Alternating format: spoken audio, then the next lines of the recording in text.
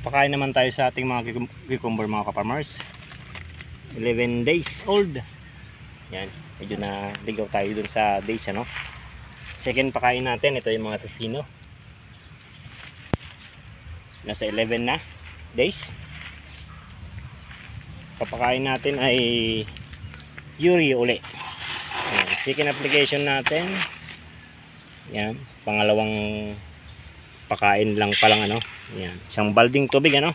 Isang lata lang ng sardinas na urea ang ginamit natin ano. Yan, for beginners guide tayo para dun sa ating mga baguhan. No, ingat-ingat tayo sa paggamit ng abono. Para hindi tayo malugi. Kasi yung paggamit ng abono ay nakakamatay din ng halaman yan guys. Lalo kung nasobrahan ano. Ito templado na to. Urea na, madaling tunawin lang ang urea. Para doon sa ating mga baguhan. Ayan.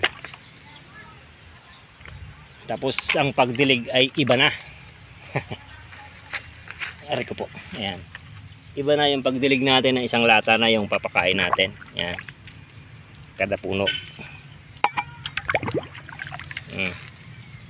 Para mas mabilis yung paglago ano.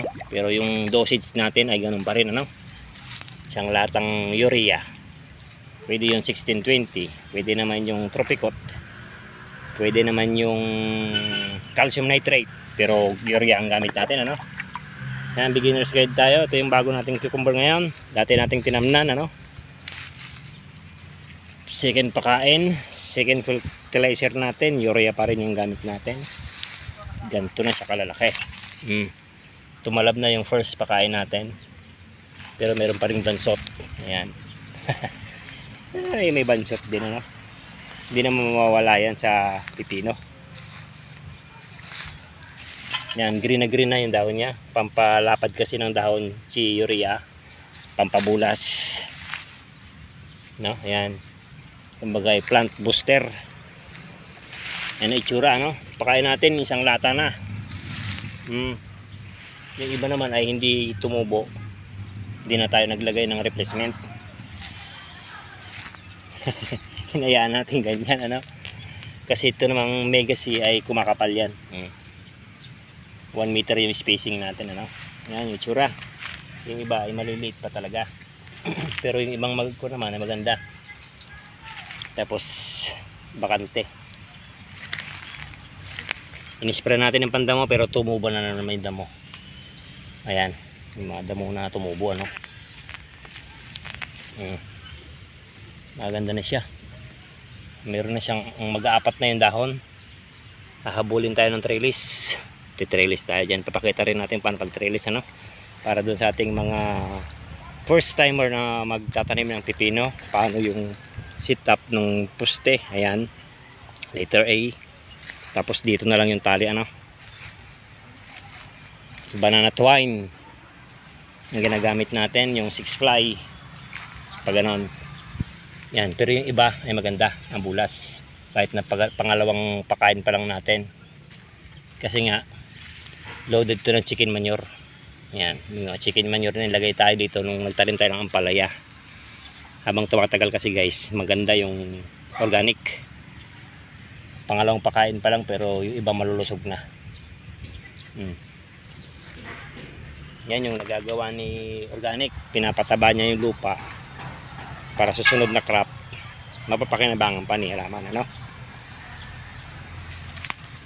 Yung iba naman ay maliliit talaga, hindi pantay-pantay yung paglaki no? Palibas sa tag-araw yung ibang seeds ay hindi tumubo tulad to. Pero naging okay naman, tinignan natin okay naman yung mga agwat. Mayroong agwat na isang pagitan ay wala, pwede na yun ano, kasi kumakapal naman to pag napakapal natin ng todo. Sa palagi ko naman maganda yung panahon ngayon, unlike before nagtanim tayo dito na talagang napakatindi yung panahon. Hindi akma yung panahon nung nagtanim tayo rito kasi nga taglamig, parang yata ng February yun.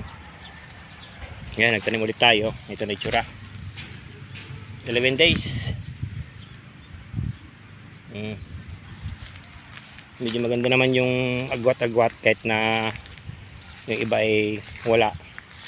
Mako-cover na yan kasi nga makapal din si Legacy. No, pakain natin urea yung ginamit natin, ano?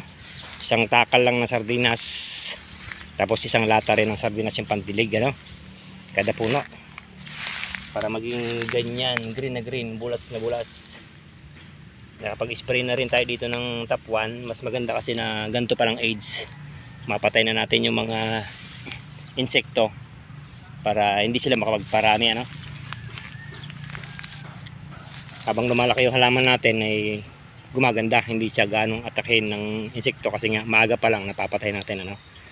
In-spray natin dito yung top 1 kasi yung mga leaf miner galing sa talong malamang nandito yung iba. Tapos yung pipino natin pinipitasan doon,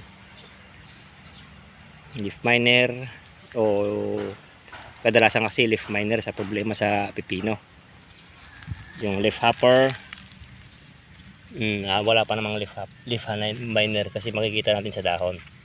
Minsan gantong age pa lang ay may leaf miner na yan, ano? Ginamit natin top 1. Naka isang spray na tayo dito.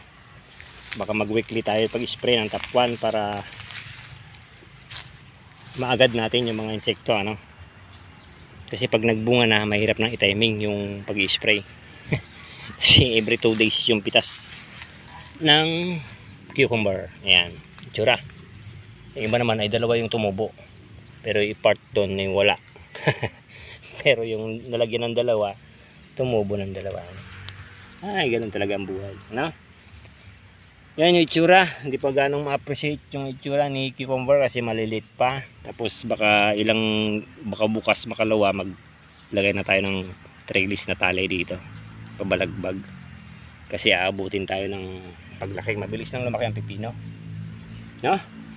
Yung paggamit ng fertilizer, ano, medyo mababang dosage lang muna tayo, para lalo na kung medyo baguhan ka pa, wala ka pang ganong alam sa kakayahan ng mga abono, kasi marami tayong mga farmers pa rin na nalulugi sa maling pagparaan ng pag-abono, ano?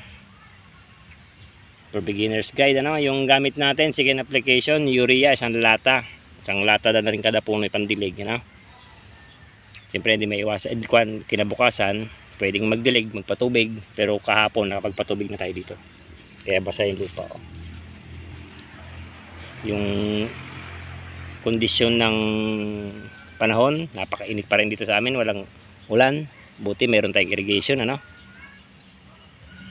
No? Baka yun lang guys, itutuloy ko lang tong pag-aabono para matapos na, medyo marami-rami pa kasi ito. Thank you.